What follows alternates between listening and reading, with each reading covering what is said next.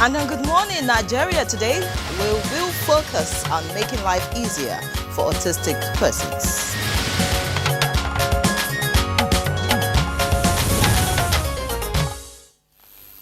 Autism. It's a word we hear more and more. But how much do we really understand about it? For many families, it's a daily reality filled with challenges, questions, and sometimes isolation. And that's why World Autism Awareness Day, which we marked on April 2nd, is so important. It's a chance to shine a light on the experiences of autistic individuals and their families, their struggles, and all they have to deal with, but also their strengths. Exactly. Autism affects millions worldwide, including here in Nigeria. But awareness and support remain low, from misconceptions to late diagnosis. There's still a lot of work to be done. And so today we're setting all aside to focus on the world of autism. We'll hear from experts, advocates, and those with first-hand experiences, looking at how we can build a more inclusive and supportive society.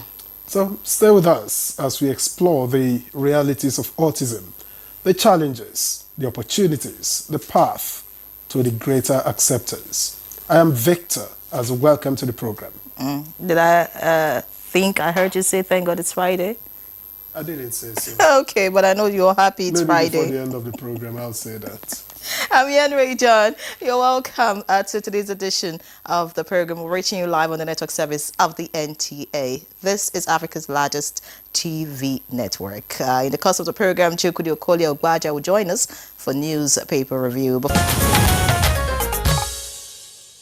Okay, thank you for staying with us on Good Morning Nigeria here on the NTA network service. Up next is newspaper review.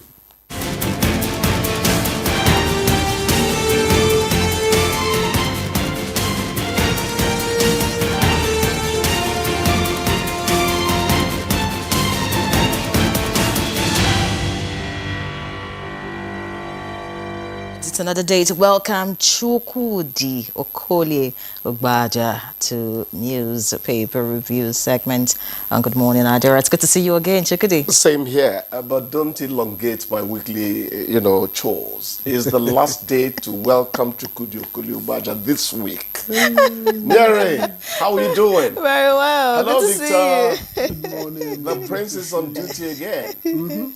I envy his skills. Thank God I it's have Friday. to confess. Yes. All right, let's take a look at the papers quickly. TGIF. Let's begin with the Daily Times this morning. The Daily Times newspaper leads with Tinubu approves 20 billion naira for NASTA to launch space regulation and licensing.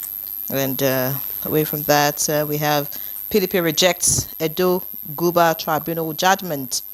NCAA cracks down on airlines over denied boarding deportation of Nigerian passengers. All of that on page 11 if you want to find out the details. And we have senators, reps must account for constituency budgets. That's according to Femi Falana. And that's on page 12. Above the masthead, we have senatorial recall. Natasha thanks INEC for upholding justice. Shetima returns today after attending Senegal's 65th independence anniversary. And finally, in the red strip at the bottom of the front page of the Daily Times, we have over 20 killed in Plateau villages in a week. That's according to some community leaders. Not a good one. We'll look away from that now. Let's see the blueprint. The blueprint leads with Edo Kano leaders have brokered peace over Oromi massacre. That's according to the defense headquarters. The riders warns against sentiments, reprisal attacks, dismisses report of Niger Republic withdrawal from MNJTF, says Bello Tuji's days numbered. Above that, we have this headline credited to Governor Idris. We have discovered petroleum deposits in Kebbi. Interesting. That's on page 9. Above the masthead, NCAA vows sanction against airlines over deportation of Nigerians. And looking below now, we have, of course, the Natasha story, also right here. Looking away from all of that, we have Rivers Administrator holds tenders procurement processes, and that's on page 7. The Plateau killings is also right here, but captioned differently here. It says, gunmen attack Bokas villages, kill 10. That's also on page 10 of the blueprint. And finally, we have in a green strip, our rights condolences of those wishing me dead. That's credited to Wiki. And that's on page 7. Victor. All right. Thank you, Yenre. I have a Leadership Friday.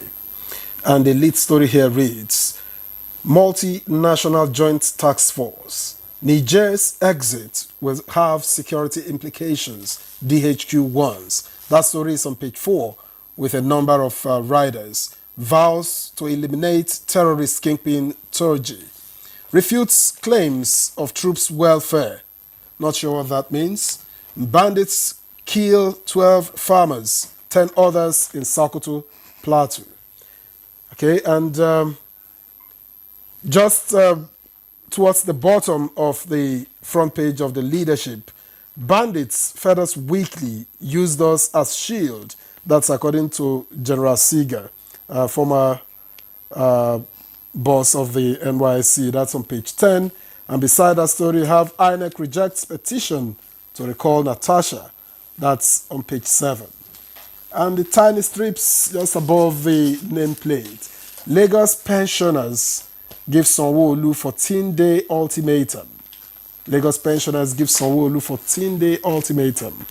And global AI markets to reach $4.8 trillion. That's on page 2. Chukode, just before you come in, okay, world leaders condemn Trump's tariffs. It's on page 7. Yes, our own Ngozi Okonjo-Iweala has spoken finally on the matter. You know, when Trump goes on the rampage, as he usually does, the best thing is to stay on the sidelines and watch. But she has spoken up. Georgina, I think IMF has also joined in speaking up. But then Trump would always be Trumpian and Trumpish. Let's see how it works out.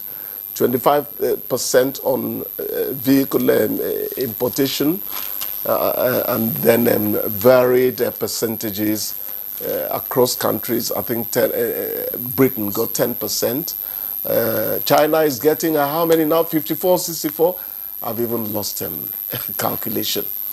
Anyway, the experts are saying that this does not augur well for the global economy, in the long run. But we pray that they could.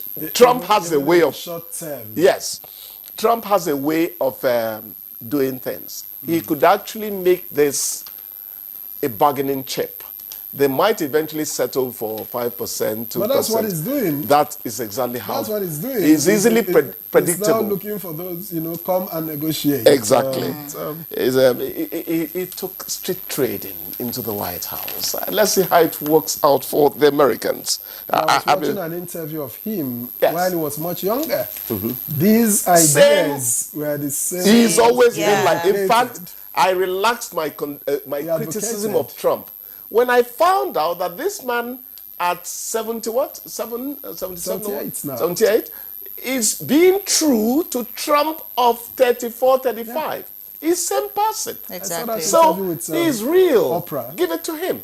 I'm not one of his fans, but I have to say the way it is. He believes in what he's doing. But if he does that, that means he's been his own economist. From what do the experts think? Maybe contrary to what you have always had as a personal conviction. Those things need to be interrogated. Niger's exit will have security implications. That's coming from the DHQ. Remember that the MNJTF, otherwise known as the Multinational Joint Task Force, otherwise known as MNJTF, was formed by Cameroon, Chad, Nigeria, to ensure that cross-border crimes are checked and all that. I don't think we need to lose any sleep over whether Niger would withdraw or not. If Niger withdraws, it's going to be against them. It's going to be to their own detriment. It is one suffers. cooperation that needs synergy. Whether even with everybody your suffers. you need Nigeria, exactly. Others, so. It's a security post. You need me, I need you. It's an ill wind that will blow no one good. Exactly, insecurity is an ill wind, really. So let's not lose too much sleep over that.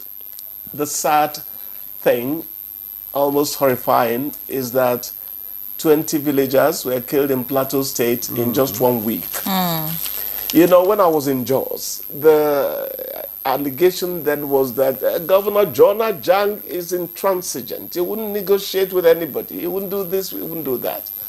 I said, look, these things are not individually based in terms of what was... The fundamental reasons for what is happening there have to be tackled. It's not about an incumbency or an incumbent. Look at what is happening now under Mufwang. So let them go out to learn how to live, in peaceful coexistence. That is the only way out.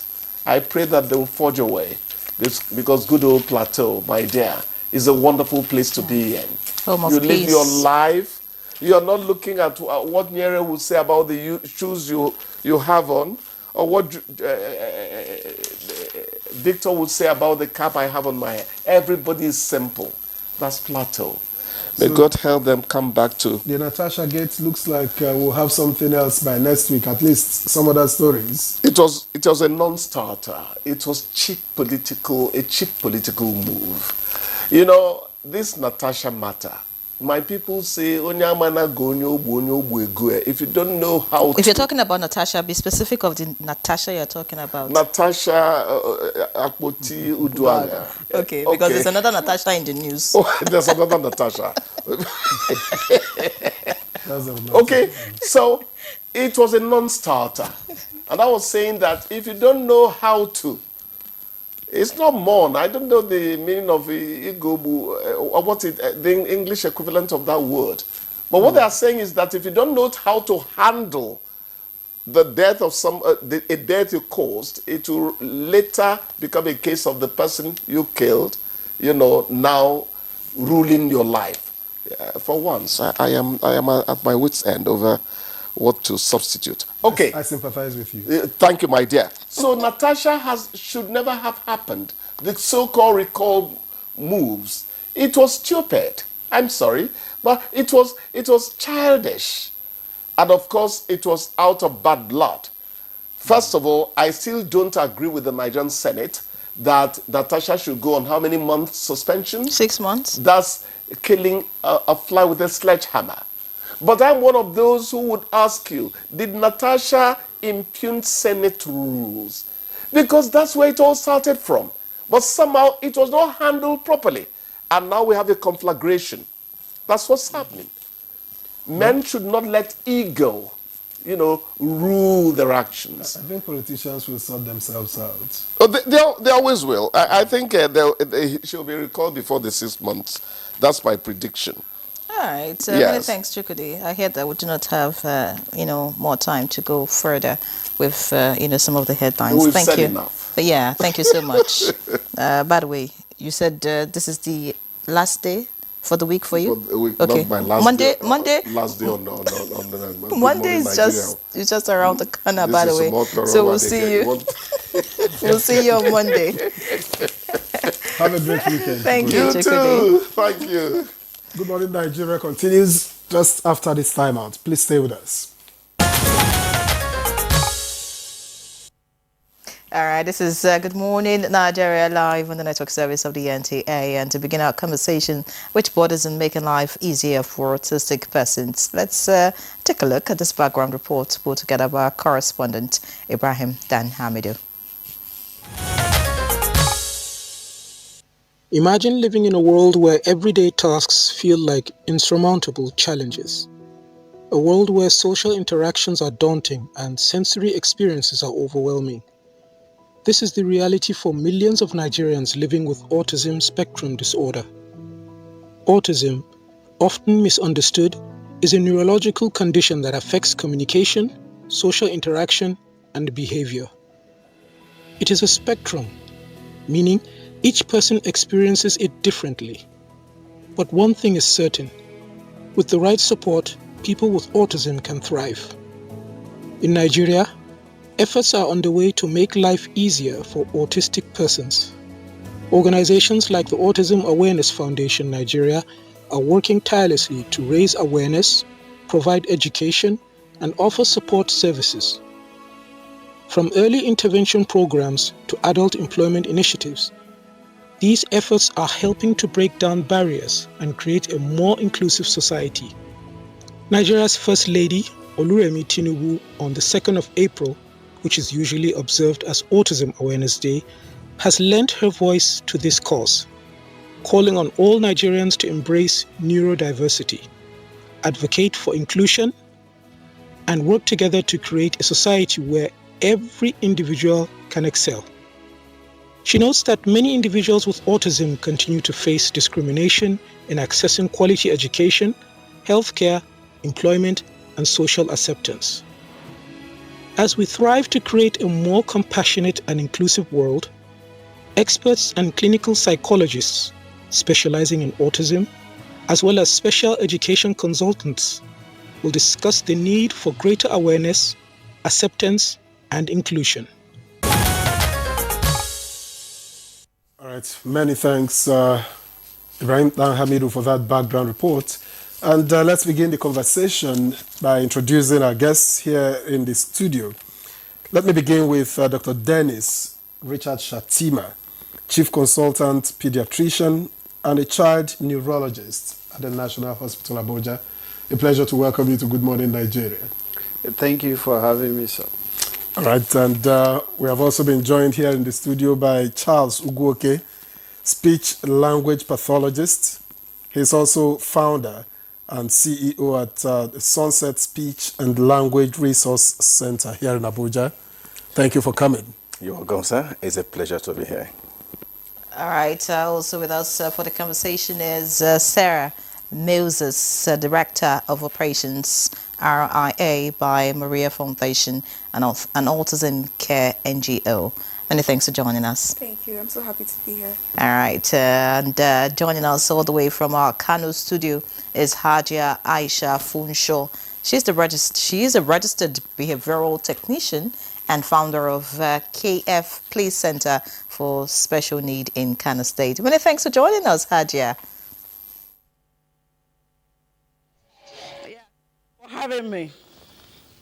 Thank you for joining us, ladies and gentlemen, right? We have it all squared. Let me begin with Dr. Shatima. What does it mean to be autistic? Thank you for asking that question because usually it's very stigmatizing, have a wrong notion of its causes, and the Nigerian culture is also part of it. It's not ordinary, it's spiritual attack. But autism is found all over the world.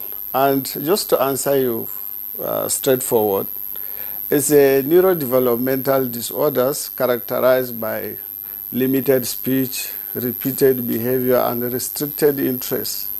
Typically, you find them wanting to live alone or exhibit behavior is not consistent with the environment in which he is. And they don't get interest in anything around them.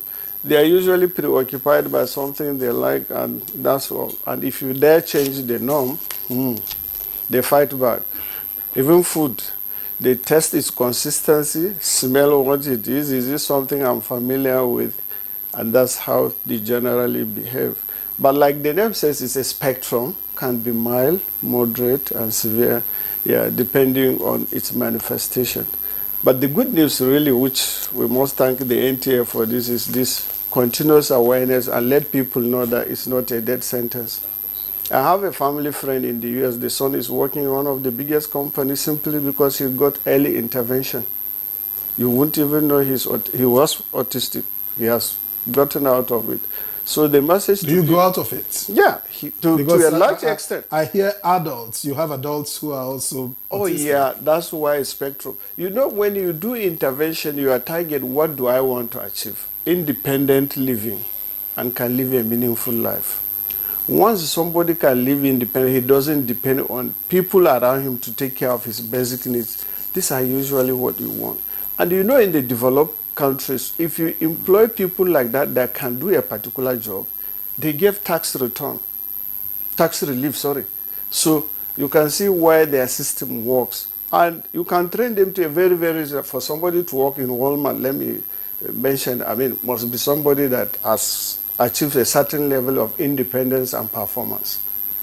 You said, Dr. Shatima, you said it's a neurological disorder. Yes. What causes this disorder? Why is a child conceived and then suddenly born and the child is autistic? Why the difference? A very good question. Professionally speaking, nobody knows the cause of autism. I always simplify that. If you have fever and they test you and say they see malaria parasite, they will tell you your fever is caused by malaria.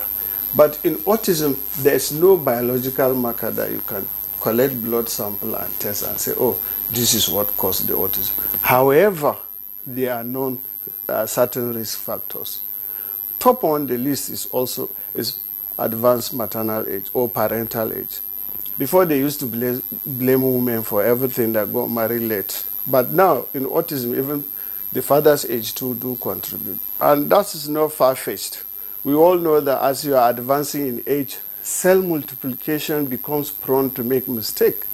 So that may explain why parental age is a risk factor. It's also incriminated that drugs taken during pregnancy, particularly sodium valproate, is one of the drugs used for seizures or epilepsy. It has been found that women that take that drug and get pregnant start a significantly higher risk of having an autistic child. But the summary of all, of course, I must talk about the issue of vaccine. You know, it has been very topical that MMR vaccine causes autism. But the author of that article actually is in jail now because it has been established that it's another company that bribed him to discredit the vaccine. So there's no relationship between them. To summarize, causes of autism, it's an interplay between genetic and environmental factors. And there are so many genes acting together in concert to do that. There's not a single gene that you can say, this is it. But the interplay between genetic, heterogeneity, and then environmental factors. Yeah. Now, if you say genetic and environmental factors, does it mean that you may not be born with it and eventually acquire it, or you must be born with it? Yeah, this is, it needs a fertile ground to manifest. I will give you one example. One of the issues that's very topical with autism now is screen time. Yeah, it has been established that as young as 6 months, they put cartoon for him to watch for hours so that the mother can do this. A 1 year can spend hours on. Now, that cuts the child's interaction with a human being into social media. And it reprograms its brain in terms of communication and socialization and cuts you out of it. Now, probably if the child was not exposed to prolonged screen time, that wouldn't have manifested at that level. Or even if it will manifest, would have been in a mild range. So you can see why the environment has contributed, particularly social media space, use of screen. Now, apart from that, there are some nutrients also that has been found, some trace elements that if you have either excess or more of them, can affect behavior. These are some of the things that, even if there's some genetic predisposition, but it needs other ingredients for it to manifest itself largely. That's why my colleague would probably highlight, when it comes to intervention, you have to take all those into consideration. So to answer your question is, the causes of autism is mainly genetic predisposition and environmental factor. Environment of nurturing, what you consume, and all that do contribute in its eventual manifestation. And that explains why autism is very heterogeneous. It can be mild, moderate, and severe. I still don't get it clearly. Okay. So is there a certain age where you are free from being autistic? Because from what you have said, you may not be born with it, but acquire it in life. Yeah. Once you're born. Yeah. So is there a certain stage you get to, and you will, I mean, can you be an adult and eventually become autistic, or? That's a good question. In the developed country where they follow up people, it has been established that adults that have autism has a higher crime rate. So sometimes, based on your crime rate, they work backwards. And they will be able to find, oh, we missed it. He had some traits that was not detected by specialists. Now, to answer your question specifically, 99% of autistic child will start having what we call red flag by 18 to 24 months. Yeah. And one of the reasons in MMR vaccine was incriminated was it's given at 12 months and 15 months. And that's the time that a lot of them would start showing you signs. And the typical sign that will make the parents worry is a child that used to say, "Mommy, Daddy, bye bye, welcome," suddenly gets mute. As Daddy is coming, instead of saying Daddy, welcome, he's looking different direction. So that may explain why in this part of the world we start thinking it's not ordinary spiritual attack. No, regression of acquired milestones, particularly language and behavior, it's a very important red flag that all is not well. All right. Dr. Shatima, thank you very much. Now, Charles Ugoke, you are a speech language pathologist, and therefore, naturally, you work a lot with autistic persons. Of course. Can you help us understand some of the key communication challenges that they face? Okay. Like my boss have already said, that autism is a neurodevelopmental disorder. So that means that it affects their brain. Yeah. And it also affects their speech and language development. So that means that they do have poor communication skills.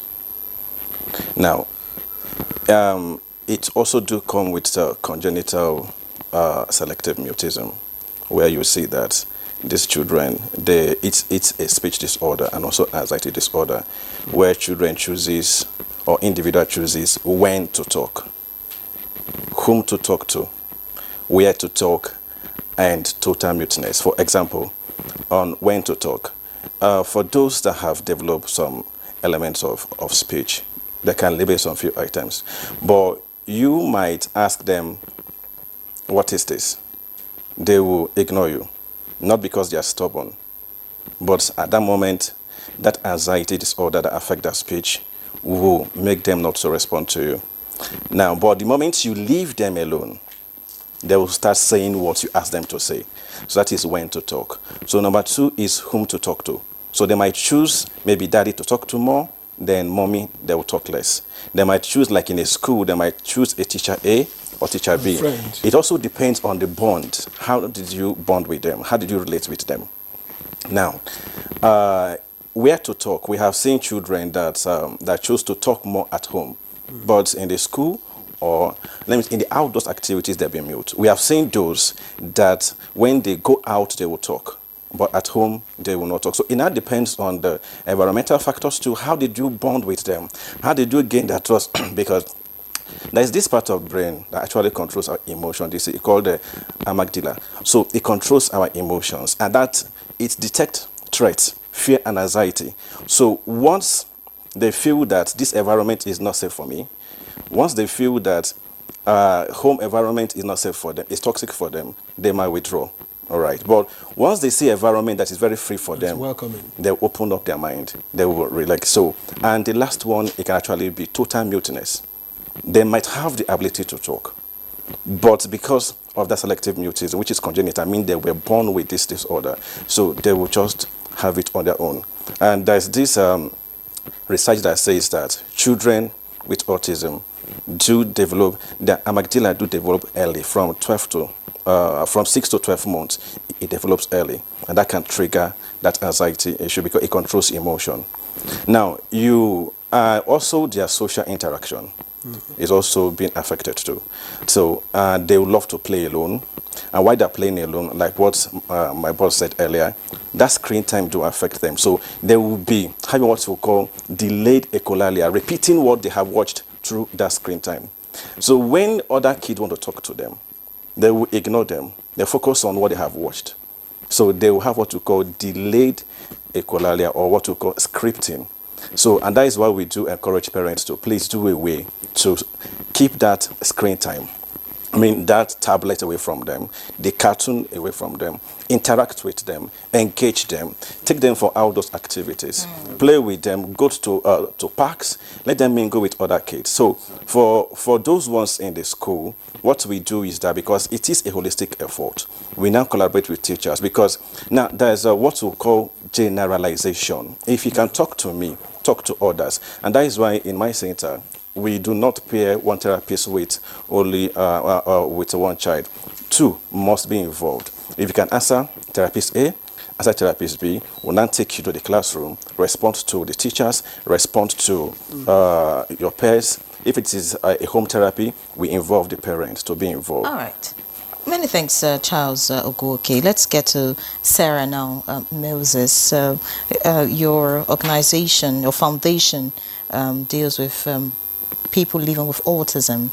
I would like you to speak to us about what the major challenges are, for people with autism. I think to start with, like my seniors have said, it's the stigma.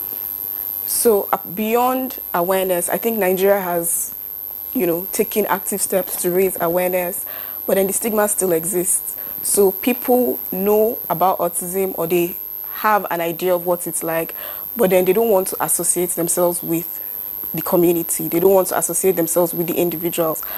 There are still myths, there are still misconceptions. People still believe, it's spiritual problems. The mother did not eat what she was supposed to eat when she was pregnant.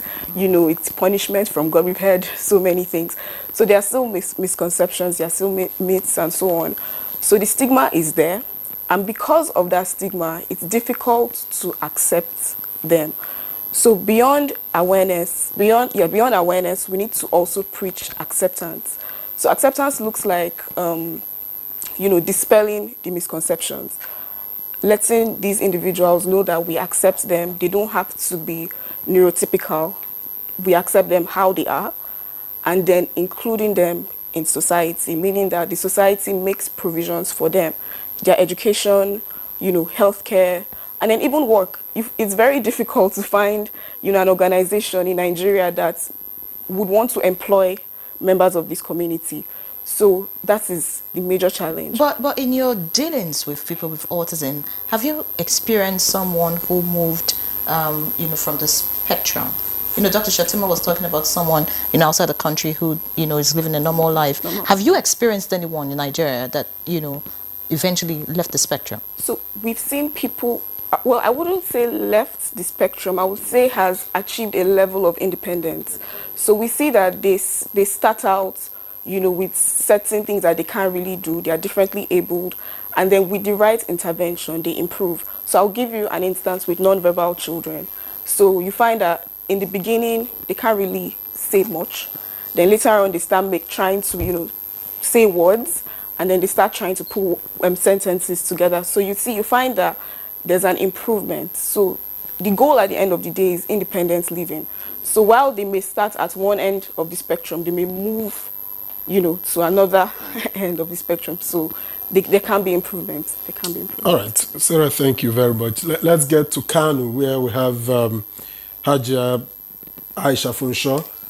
Now, in your work as a behavioral technician, what are the common challenges that parents face while raising autistic children, particularly in northern Nigeria where you are based?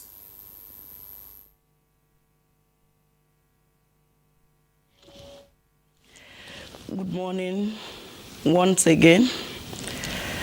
Yes, raising an autistic child, particularly here in the north, is really a big challenge, especially with the northerners. because some of them still believe that the child has been jinxed, as in it's been possessed by jinn. Some still believe that it's the fault of the mom. In fact, some women, their husband divorced them over the cases of having a child with disability. So they are left alone to take care of these children. And most often, taking care of children with special needs, it's not an easy task. It's not an easy task at all, because it involves therapies, series of therapies, series of hospitals, checkups, and diagnosis, tests, that if you don't even have the means, then there's no way you can even start to take care of the child. And then the awareness, of course, it's still we are still a bit backward here in the North, because most people still don't know that a child that has autism is neurodevelopmental condition that needs an early intervention. So they just believe that maybe the child has a mental problem. Some are locked up in their houses. And I tell parents that you are even causing more problem for the child that you're locking up. They say he's too wild, he's fighting, he doesn't relate to others in the house. He's always, making troubles. And I let them understand that if you have to get into his world to be able to help him, not by neglecting him or by, sidetracking or keeping him aside in the house. You have to come into his world. You have to be able to understand him, because all these problems, you need to be able to manage the child. Children with autism do not outgrow it, quite all right, but with good management, they also become important people in life. We have had people we have heard stories about that have done a lot and contributed a lot to, even as they are autistic. Because you find we have geniuses amongst them. They can be very, of course, they are traces. The traces of autism, they exhibit lack of relationship with others. They don't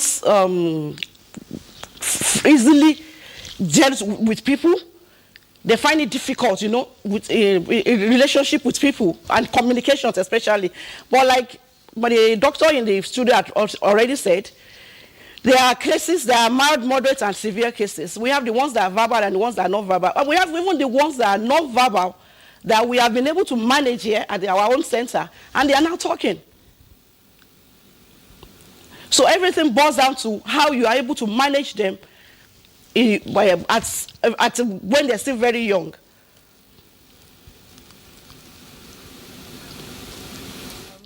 Talking about some of them being geniuses, just on Wednesday on News Extra, we had Kanyeya Chukwu Tagbo Kike, a 15-year-old autistic child who drew the largest arts, or rather painted the largest art canvas in the world, and he broke his world record. So I mean, having technically two Guinness World Records, that's what it means, and I'm like, wow, I mean, these children can actually do so much if they get the right support. But you see, early diagnosis has been mentioned here as being a way to deal with this condition, and I'm asking, what should a parent look out for? At what age should a child speak?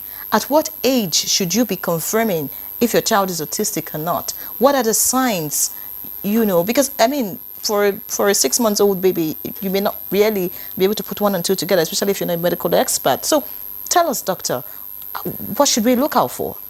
Yeah, thank you. Just a follow-up to what you said, actually. I have a medical doctor that every exam he sat, he comes number 1. Very intelligent. But give him patient to treat, then that's when you start saying, are you sure this man will be colomental? Yeah, just to add to the fact that communication could be an issue. It doesn't affect the center that has to do with the intelligence in such people. So there can be very, very good geniuses. So that one is recorded. Now, to answer your question, the red flags. Generally, by 9 months to 1 year, a child can say monosyllabic word, mommy, daddy, all those simple words. And by 18 months, they'll be able to make simple sentences. This is even my colleague's territory. Now, the most important thing that parents should look out of, regression of what he normally does. Somebody that have achieved this, they will tell you when he was 9, doctor, he used to tell us, mommy, daddy, suddenly he goes mute. So regression of acquired milestone is a red flag. Then by the time you notice the child wants to be alone, stay in one corner, can be obsessed with a toy that he can even sleep with it, you dare not touch it. It's like, who are you to enter my world? I want to be alone. That's a red flag for you. By the time you see some of them doing some repetitive behavior, clapping hands, jumping in cycle, plugging their ears, out of tune with what is happening, you just know that there's a problem. And for us on the field, once a child is entering a doctor's consulting room, the first thing is they'll look at who is here. Now, but autistic child will look the opposite side. And there's what we call proto-declarative pointing. If you shine light or any bright object, children will look at that object. But autistic child, if you shine light now or carry any colorful toy, he will not look at it. He's not interested. He's not interested. So once you notice that the child has lost some acquired muscular, especially speech, prefer to be alone, prefer not to play with anybody, exhibit some repetitive behavior, could be hand clapping when there's no need for you to clap on, maybe plugging the ears because the sound he's perceiving, it is painful hyperacusis, or they like jumping in a cycle, that should be a red flag for you. Okay, doctor, you also mentioned earlier when you spoke that it's a genetic disorder. So I'm thinking that if, for example, there's someone in the family who's had autism, is there a likelihood of it replaying in other children born in that same family? Oh yeah. Particularly if you talk about treatment, one of the requirements is to do genetic screening for 2 reasons. To establish that yes, genetics has played a role. 2, to be able to guide them for future. Are we still going to have children? Or let them have knowledge that this might occur. We shouldn't be surprised. Number 3, once you are aware that you are at a risk, you also look out for it. Because when it comes to treatment, all of us agree that early intervention is the key. And the reason is that brain has a lifespan that beyond which you cannot train it the way it should be. Generally, less than 5 years.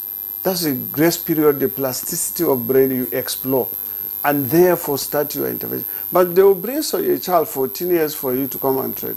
At that stage, I'm probably doing damage control because all the nerves, all the synapses, all the other things has finished their job. So you are just trying to help in a way that it can be better. But genetics is actually part of the rule. And in males especially, it's recommended that if you have a male that is diagnosed autistic, genetic testing is very important. Now, let me make it clear. When you suspect, you go for screening first. If the screening is highly suggestive, then you go for diagnostic test. And this diagnostic test involves both clinical and application of tools. And it's usually done by a team. Because of the nature of autism, it's not something one person will sit down and say, you are autistic, you are this.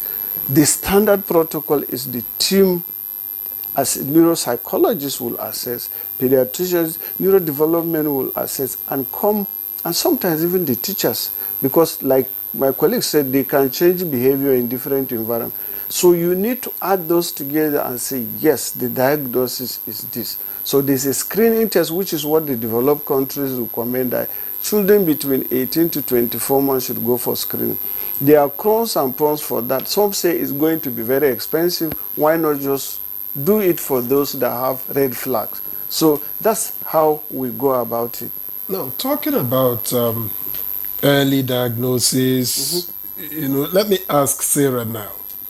What role does awareness play in helping, you know, parents seek early support? And what more can be done? Because if that's the key, if you diagnose early, like as it is with other ailments or diseases or whatever it is, you know, then the chances of getting it right, you know, is increased. What role does awareness play? So, as an organization, one of the things that we try to do is to, push awareness. So most times we go to communities that have never heard of the spectrum before, and then we tell them, and that goes hand in hand with, the acceptance and inclusion that I mentioned earlier. So we don't just tell them, oh, look, this is what autism is. We tell them, these are the steps you have to take. So many times you find out that, it raises questions, okay, what can I do? How do I go about it? So we, encourage them. Take your child to be diagnosed. After that, follow up, with a proper assessment. And then, the intervention plans will be given, and then, they can take it up from there. So awareness is very, very important. And good awareness is also important. So you're not just telling them of the spectrum, you're telling them the steps that they can take to address, the spectrum. And another thing we try to advocate for is we want the government to come in and make policies that, push early intervention and diagnosis. So it should be incorporated into healthcare. So they're not just hearing it from... It's not at the moment? Not comprehensively or on a large scale. We want them to know, we want parents to, as they are going to, maybe from, the antenatal stage or wherever, before, conception or before delivery rather, mothers are aware that this is something that they can do at, 12 to 24 months. So they should just know from the onset. And then, the resources should be made available to make this a success for them. So the government should create policies that can help out to support early diagnosis. What's your assessment of the level of awareness in Nigeria as we speak? Well, like I said earlier, we've improved because now we're talking about it. So, I don't think a couple of years back we were this open-minded about it. So that doesn't mean that it's so widespread, because it really isn't. In rural communities, they still don't know what it is. And those that may have heard of the word, there's still the stigma around it. They still think, okay, maybe they can't really pinpoint what the causes are or how to address it. So I would say while we've made significant steps, there's still a lot to do in terms of awareness. All right, many thanks, Sarah. You talked about rural communities and, lack of awareness. And I'm asking if you have a lot of people who are born with autism in those rural communities, if it has anything to do, Doctor already said genetics and environment, does it have anything to do with lifestyle, in all of this? But that's when we get back to you, Dr. Shatima. I'd like to ask Charles Ogoke, the fact that you handle, patients with autism, is there a particular field, or if you like, career path, for these people, just so that parents who have autistic children can just begin to look in that direction instead of wanting them to go to school to study physics, chemistry, and get them, just waste time, doing what is not necessary. Are there certain things that you have found out that is common with people with autism that they excel in? Okay, just like my colleagues have said, that autism is a spectrum. That means that it affects children in different ways. So now, before we can recommend, because there is no specific career path, because it affects people in different ways. And that's why we have what we call neurodiversity. All right, it affects people in different ways. So people, those with level 1 autism, that's the mild form of autism, they even exhibit different symptoms and different strengths and weaknesses, because the areas affected in the brain, not damaged, which I'll come back later to that, right, is different. Even those on the level 2, which was the moderate side, it still affects them differently. Even those on the level 3, which is the severe part. So now what we do here is that by the time they, like they say, early intervention starts from age 2. By the time they begin to develop some strengths, now we watch out. Now we begin to list, okay, this is what this person is good at. Now, and they learn by routine. There are some of them that they are good with skills. They can type, they can do different things. When you identify their strength, you can now channel their energy towards that. You discuss with the parent. If they're going to school, which we advocate for inclusion, which most of them go to school. But do you think it's appropriate to have them in school with Regular school. regular Super appropriate. And that is why the theme of this year is talking about advancing. All right? Now, so when you advance the neurodiversity, it means that you have to advocate for the inclusion, not just only in the school, even in the work environment. But can they cope? They can. They can. They can cope. Now, you know, there are programs in place for them, all right, in the school. Yes. Now, and those who does not have, we advocate for them to have those programs in place. Now, some of them might need what we call a support teacher or a shadow teacher, which is a special education, well trained. Now, the person will be there to guide for the meantime, to follow up with the school activities, social interaction, outdoor activities, sporting, and every other school program. Now, time will come when they make so much improvement, then that shadow therapist or teacher will fade, will stop coming. Now, they begin to mingle with others. Now, why the school inclusion is very important, it promotes acceptance. Exactly. Because the problem we have in fact, in the whole world, not just only in Nigeria, but mostly in this part of the world, is lack of acceptance, discrimination, that's stereotyping. So by the time they go to school, you know, we usually say there is ability in disability. Mm-hmm. So because of this stereotyping, autism, most parents or schools, when they hear autism, it's like, the worst has happened, right? Just like, you know, when we used to be scared of HIV. So that's how it is with most schools. But these children, like what our senior have said already, that it doesn't affect the IQ level.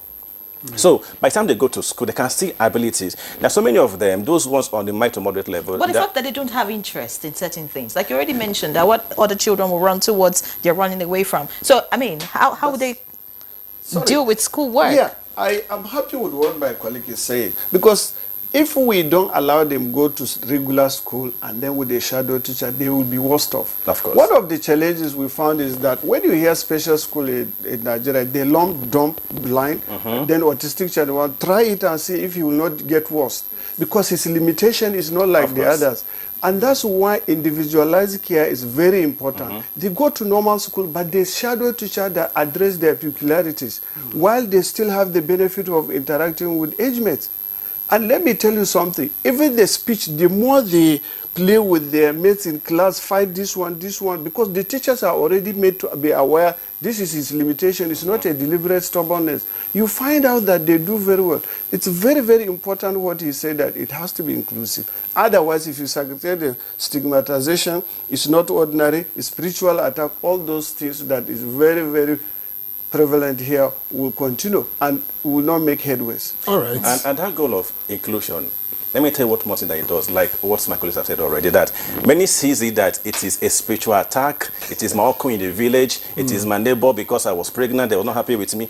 Sorry, permit me to highlight what the areas affected in the brain, that more areas that are affected, you know, from the speech language area. Now, when we see children, we begin to analyze which part of the brain is having delayed development, all right? Now, because now many parents will tell me that, maybe their brain is damaged. No, the brain is not damaged. Delays in development, for example, now, cerebrum is the biggest part of the brain. It has 4 lobes, and these lobes plays a very crucial role. For example, now, temporal lobe of the brain, it controls the speech and hearing. Now, this ear doesn't know what is hearing. Ear picks sounds, send them to the temporal lobe. Temporal lobe receive the sounds, discriminate the sound, and interpret the sounds. For children with autism, they may be hearing, but the temporal lobe is having problem interpreting those sounds. That is why they do have that speech and language today. Then the occipital lobe controls our eyes. Our eye doesn't know what it's saying. I only pick these images, send them to the occipital lobe. You now receive these images and now interpret these images. That's why you see that those born blind may have speech delay also. But if the occipital lobe is working properly, you will see that they will see different things, but they also know what they are saying. Then another one is also the parental lobes that controls our sensory organs and also language area. Frontal lobe for cognitive reasoning that supports the amygdala mentioned earlier. So if you check all these things, now we'll look at today.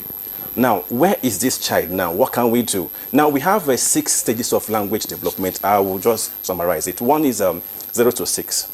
months, children make quick sounds. They smile when they see familiar faces and hear familiar voices, mostly the parents and the family members. 6 months to 9 months, they begin to babble. And that babbling stage is very important, so we'll look at that. So now, 9 months to 18 months, they begin to repeat what they hear and label what they know. So if your child is not meeting these milestones, you begin to watch out what is really going on. So why do they repeat what they hear? They don't know what they are hearing. They only respond. So they only repeat, having echolalia. So now, 18 months to 24 months is stage 4. They begin to develop two-word phrase, give me, see apple, and all that. Now, 24 months, 30 months, the 5th stage, they begin to develop what we call telegraphic stage. Now, begin to have longer phrases and simple sentences. Now, the last stage is 30 months and above, multi-word stage. So they begin to, have full functional communication skills. So that is where they come in. But if you look at all these things, now we'll begin to talk to parents, talk to teachers, talk to everybody around. Please, as a teacher, if this child in your class is not meeting up with this speech language milestone development, please contact us or the parents, seek for early diagnosis. It's not a spiritual something. It just means that brain is experiencing delays in development. Somebody can be 7 years old, but the brain is developing as someone who is still at 2 years or 3 years. Hence, there's going to be some level of delays in meeting up their milestones. All right, thank you very much, Charles Ugoke. Let me get back to Kanu again and engage Haja Funsho. Now, how can parents, and the guardians, caregivers, ensure early intervention, given that access to professionals is often limited?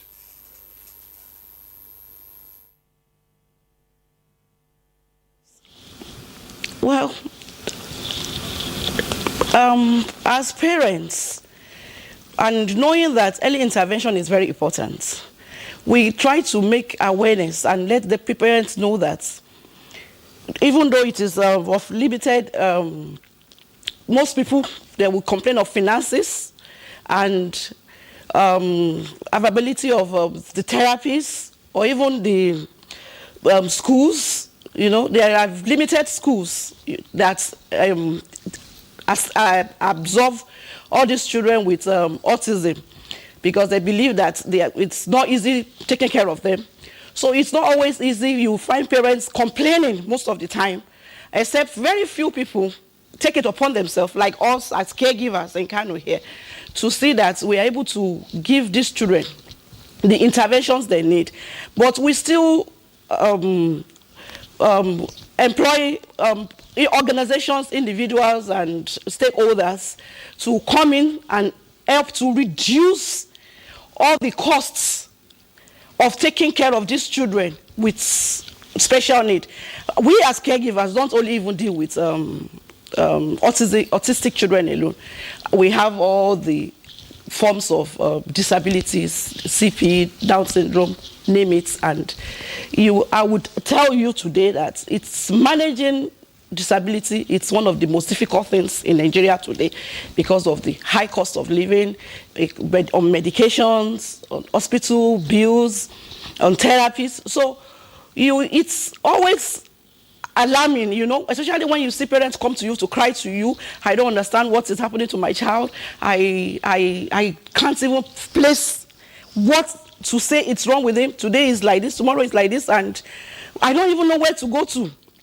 So what we can do is just to help you in the management, teach you certain things on which you can understand the child and help the child improve over time. Because definitely over time with management, there's always an improvement. There is definitely always an improvement. It may not be fast, it may not be quick, but over time you will definitely see that the child is improving.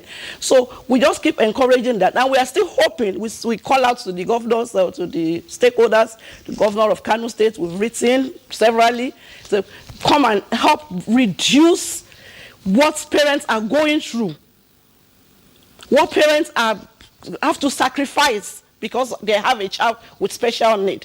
These are conditions to which nobody plans for it, nobody wishes for it. It just happens. Okay, like in my own case, I had a normal child that I gave birth to, and she was doing very well, a very brilliant student for that matter. And unfortunately, we had a fire accident, you know, when she was 4 years old, that destroyed her brain.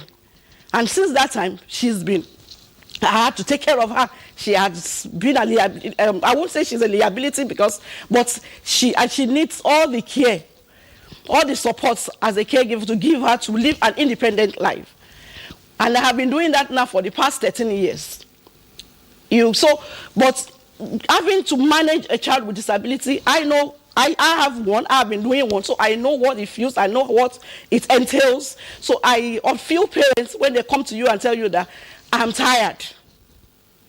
But what we keep doing, we keep encouraging. We just keep encouraging that we are hoping that one day, just one day, we are going to have a better Nigeria for people with special needs, just like we have in the others, in the United States and others. Where special needs are, in fact, they are first and foremost in everything. Let me stay with you, Haja Funsho. Give me an idea of what it costs to take care of an autistic child from birth, for instance. What's the cost like?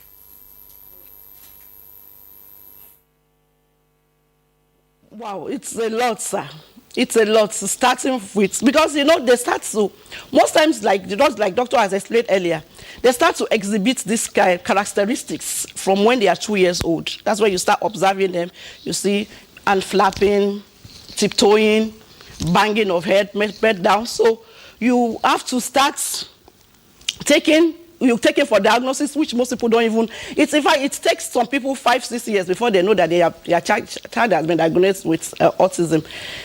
Most times people will just tell you that, no, just leave him, he will outgrow it, it will be okay. It's maybe, or some people like the speech therapist, Mr. Charles said, they say maybe it's spiritual attack and all these things. So we will outgrow it, but you find out that the more you keep him without any interventions, it gets worse. So, but having to take care of a child with special need, honestly, I will tell you that it's not easy, it's not cheap at all. It's having to have doctor's visits, you have the therapists, you have to have a shadow teacher. The doctor, I believe the doctor mentioned that earlier. It's have a shadow teacher, then have a special education, an individual education plan for him too. All this costs money, especially in Nigeria today. Let's not even go into the medications. Drugs are so expensive now that it has gone high. Aisha Funsho, you know, listening to you, I mean, my heart goes out to you and every other parent out there, you know, dealing with a child with special need and, you know, of course, autism, which is our focus this morning. I mean, the health sector is already burdened at the moment, and I mean, I'm thinking, do we even have enough medical personnel to deal with children who are autistic, first and foremost? Then, doctor, maybe you can let us know, are there medications, are the drugs really doing something to the brain to make it better? Or is it that the drugs are just to deal with other, I mean, if there are other kinds of complications that come as a result of autism, or does it have a way of correcting the brain to get the child, you know, out of the spectrum? And then I'm thinking, is there anything that, in terms of food, in terms of attitude, I mean, showing love, for example, to a child, being available for a child, or is there, do you have to take a certain kind of food to get out of this spectrum? Just, I mean, just let us know. Okay. Yeah, thank you. It's a good question. Like I said earlier, unlike traditional Western medicine, where if you have pneumonia, we give you antibiotic, you get cured. This one is a developmental issue. So the best treatment is actually therapy and early intervention. However, they can also have what we call comorbidities. Because you have autism does not mean other sickness will say, let me leave him, he already has enough. You can have a child with autism with seizures. You can have a child with autism with ADHD. You can have a child with autism that even have anxiety, depression. There are so many things that can happen. So once or dysfunctional behavior, doctor, we can't even have TV in the house. You break everything, do all kinds of things.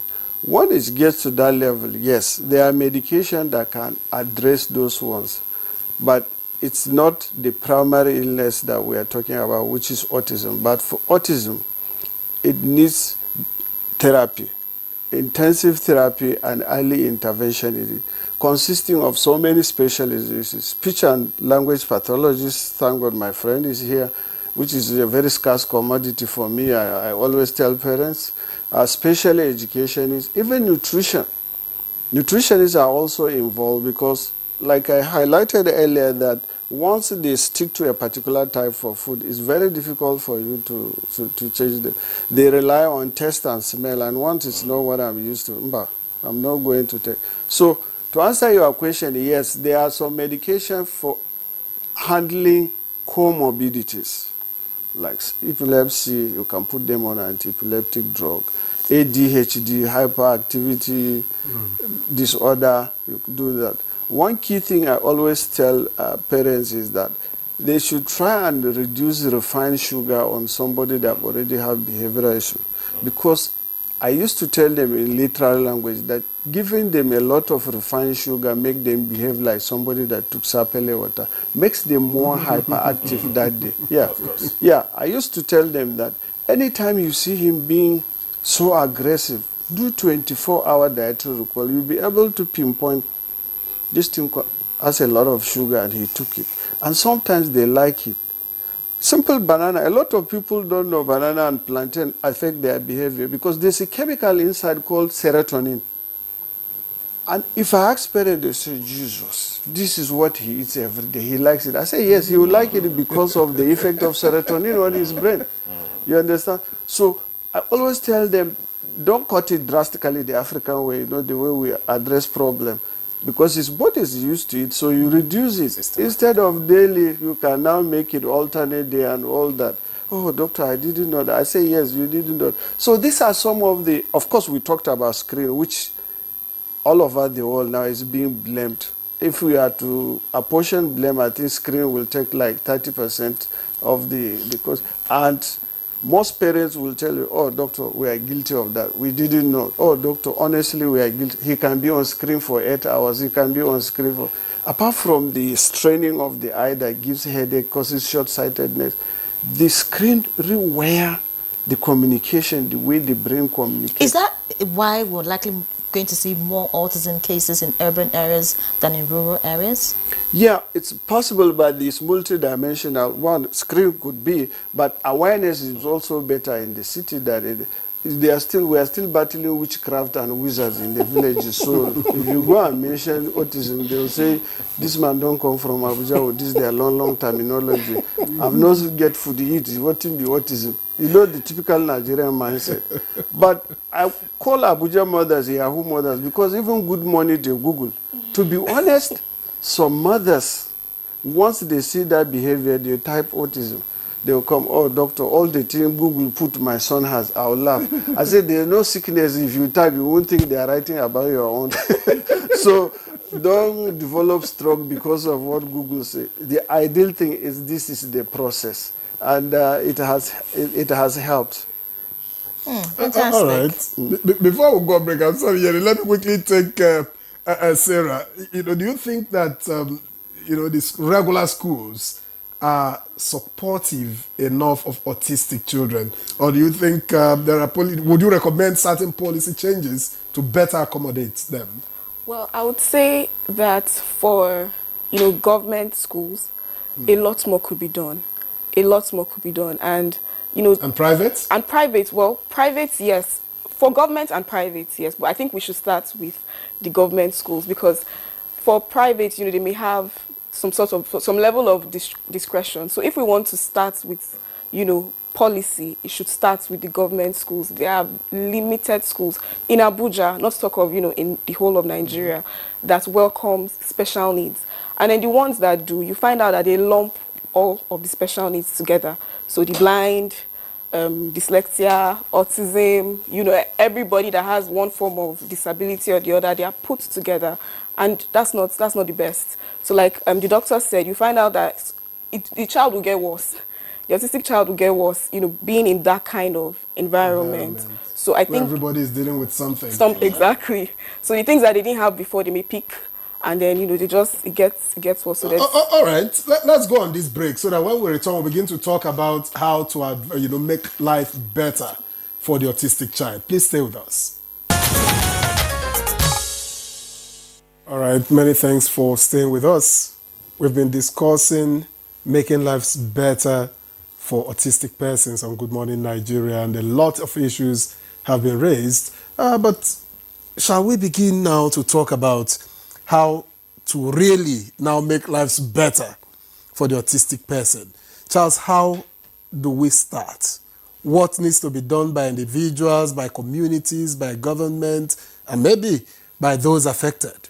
Okay, thank you for this question, because acceptance is always the key, and also inclusion in every setting of this life is very important, be it educational, be it even in religious gathering, even in the cultural gathering. It is extremely very important. So now awareness must be there, but I will still come back to government.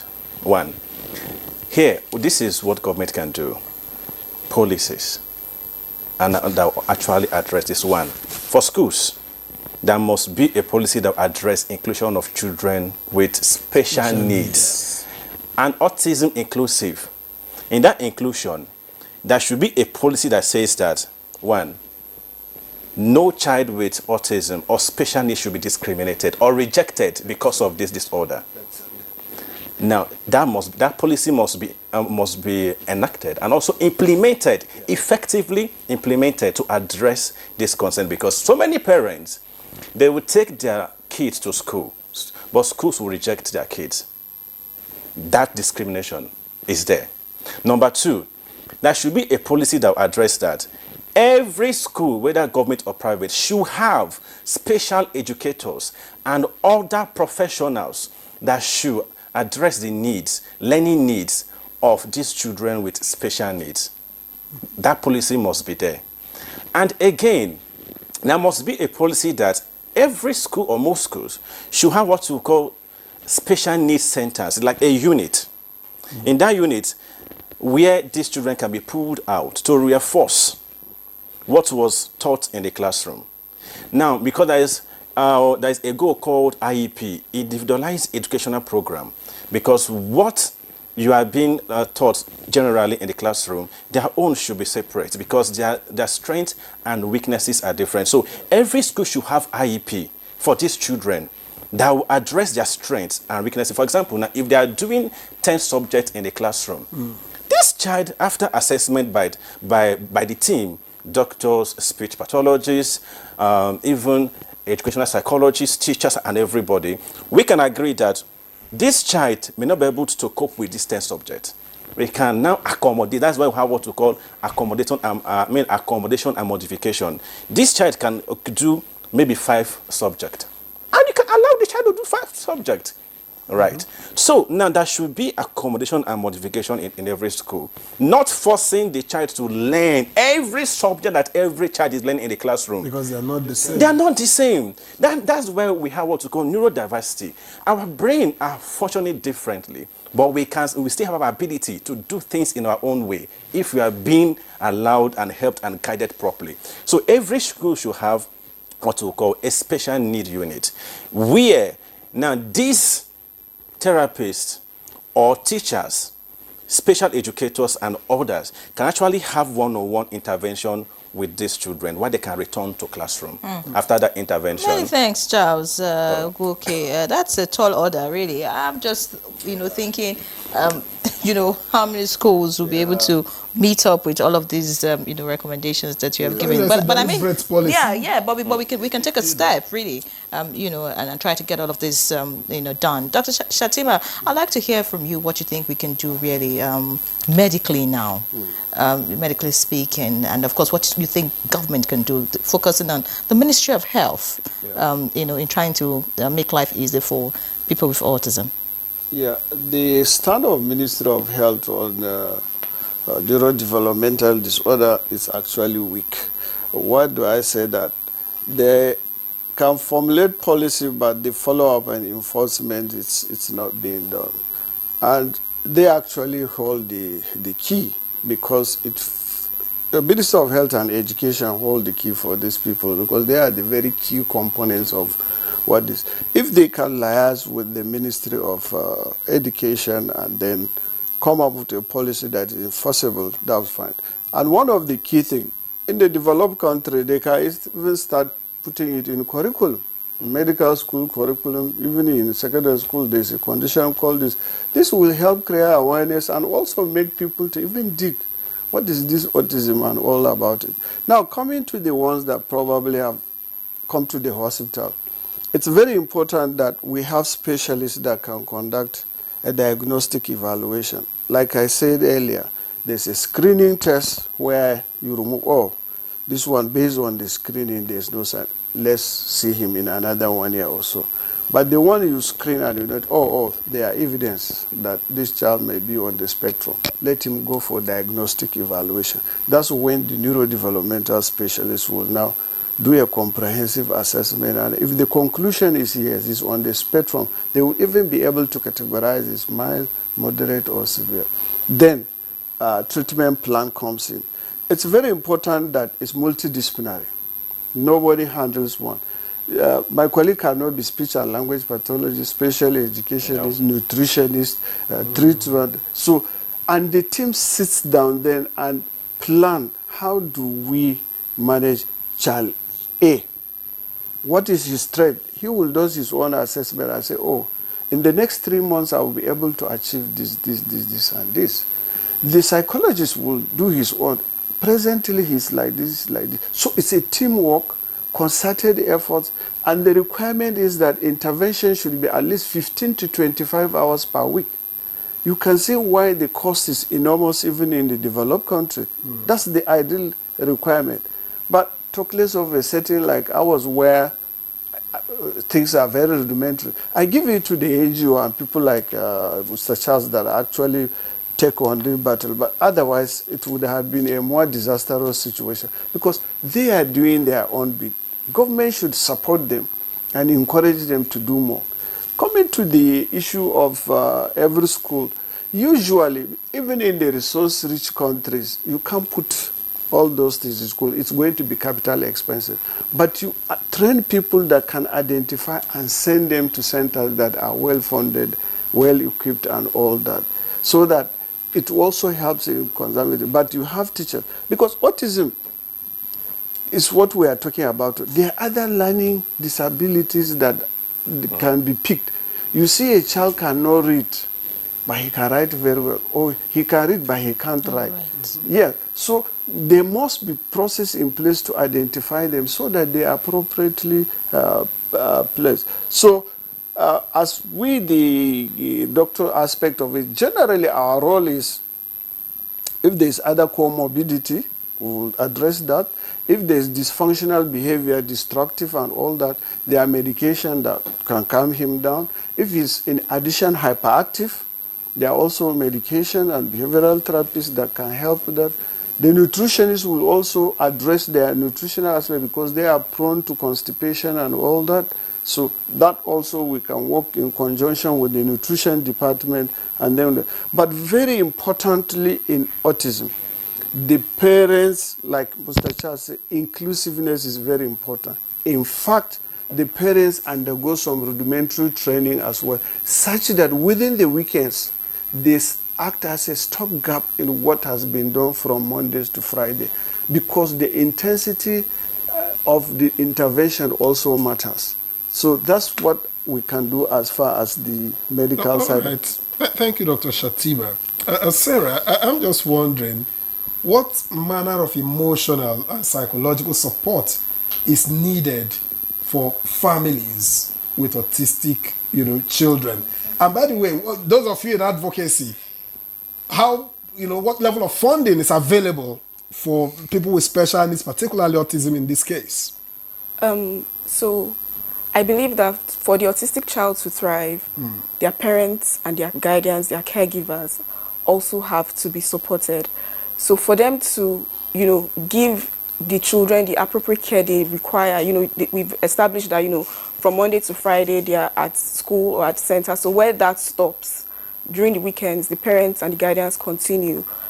they need the support they need. We heard what caregiver Aisha said and the challenges they face. As an organization, we have support programs for, parents and guardians for children on the spectrum, where we try to, create a nurturing environment where they can talk, air out their challenges. As an organization, the one we can help them address, we provide that support for them. We also even have, a center where parents that are overwhelmed and tired can actually bring their children. It runs 24/7. We provide holistic care. So they want to travel For free? No, there are fees, but then they want to travel. They don't know where to keep the children. They don't know where they can, get the appropriate personnel So to it's a take care home, of their it's a care home, so they can bring them there. We try to provide support for the parents, but like you said, or like has been said, the funding is really minimal. Our organization for now is internally funded. We're yet to receive, external funding. We've written applications, we've tried, to get stakeholders, the government involved, but the funding has not, yet come in. All right. If you don't mind, let me just add that networking of parents that have children with autism too is very important. Yeah. They actually form a Share experience. Yeah, they share experience. First time parents with autistic child, they was, oh, sorry, they get devastated. Nobody likes bad news. Yeah, whenever you are discussing results of screening of a child, the parents are very apprehensive and all that. So the linkage with parents with children of similar illness is very important. They form a strong group abroad. They can even force on legislation based on they come as a single voice. It's also very important. We had a parent last year. We had a parent of an autistic child. I tried to reach out to him and somehow, he didn't respond. But he had a child, and it was easy. He could share directly. And I remember the cost of looking after a child. The sheer cost, what it means for a family, becomes a burden. Oh yeah, it becomes a burden on that family. All right, let's get to Kanu now. Aisha Funsho, you're still with us. So as we begin to round up the conversation, they already talked about parents, coming together to deal with this. But I want you to speak to parents outside, forming a community, to talk about all of this and share experiences. What exactly, would be your message, to parents of children with autism? Are there things that you have noticed, on the path of parents that you think may be limiting the development of these children?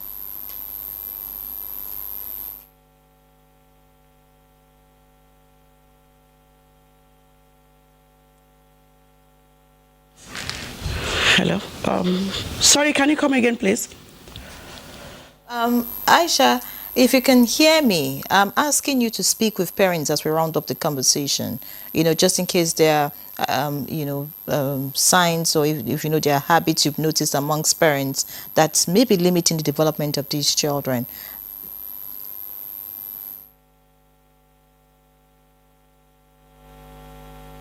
So I believe one thing I put emphasis on for parents with autism and special need in general is persistence. You have to be consistent, you have to be persistent, you have to keep hope alive and keep working towards making a better life for your child. Because you are the only person that will give that child it is only support group, it supports system.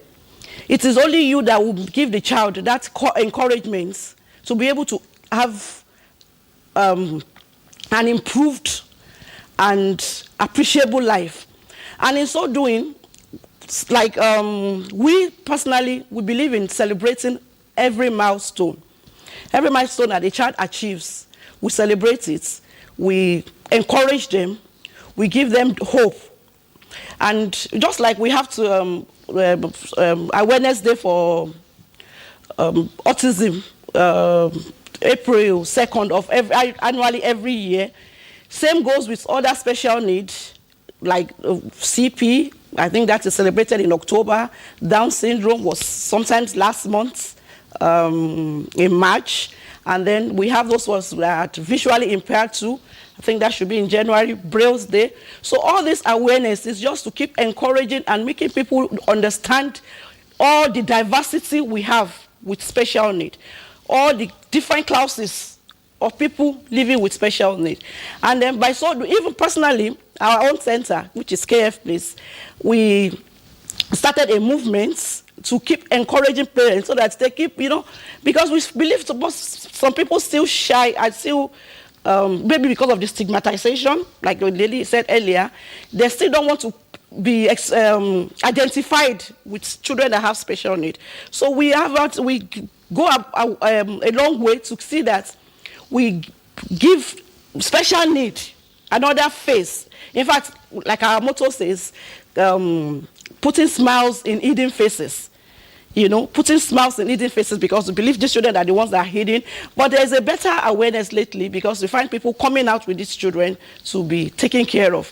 So we celebrate. I personally, I started a movement celebrating children with special need, all special need. And I team it, it's at the Superhero Day. So because I'm passionate about these children.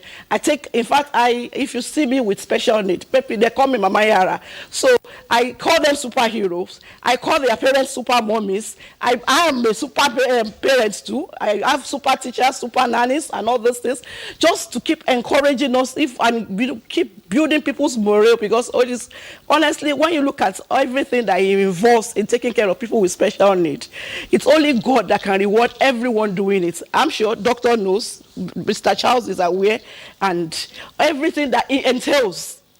Because if you have to look into the management alone, like I have said it, and I will keep putting emphasis on the fact that it is not a child's place. It is very expensive. Daily, weekly, monthly, yearly, all year round, and you have to keep taking care of this, especially the ones that cannot even do anything for themselves. So we celebrate Superhero Day every 27th of May, Children's Day. And I would even be very happy if everybody can be part of it too.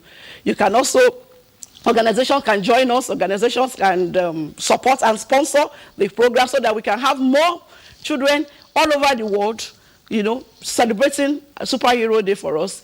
It's an annual thing too, and I have this belief that one day it's going to be global too, because, a movement just starts like a dream and it keeps growing like that. So the essence of all this is just to make parents, especially mothers, because we are the ones that take care of these children, not to feel bad having a special need with them, to stop hiding these children, bring them out, and nurse them. Most of them, especially the autistic ones that we have been talking about since morning, we've been discussing, some of them are geniuses. Some of them are so talented. They are so gifted that in arts, some of them have photographic memories that just show them something once, and in fact it has stuck. So when you build on this for them, just like Mr. Charles said earlier, build on their strengths, and you will find out that they will conquer the world for you. So we keep encouraging people, we keep encouraging parents, we keep encouraging, like I said, mothers especially. Your child can also make you happy. Your child can also make you proud. You just try and work with all the necessary interventions, all the necessary professionals that are available for you to help your child achieve that milestone. All right. Many thanks, Aisha. This time is not enough, really. We need to continue to talk about this from what you have said, and I do appreciate, all your insights on the program today. I was also hoping you would talk about patience on the part of parents and caregivers in dealing with these children, and not bully them and not compare them with your other children if you have others that are not in the spectrum. I think all of that would help their development, going forward. And I hear something is breaking here, Ray, before we go. Yes. Natasha Gate, of course, in the news, not likely to go away anytime soon. And the latest update is that the matter has been reassigned. Report just reaching us says the matter between Natasha and the Senate. At the Senate, the Chief Judge has reassigned the matter to Justice Binta Nyako, and the suit is ready for mention this Friday. which is today.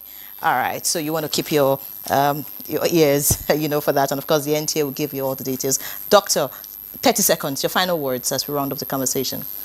Autism is not a death sentence. It's not evil spirit. It's found all over the world. It's not restricted just to Nigeria. Can you pray it away? Early intervention is the key. Can you pray it away? Can you take a child for deliverance and get it out?